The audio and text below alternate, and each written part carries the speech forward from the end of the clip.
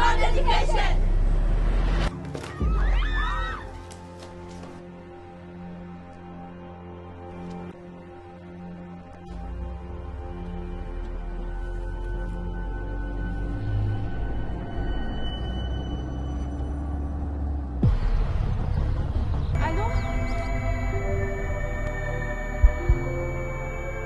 به هیچ عنوان فراموش نکن که آینده در دستان توست.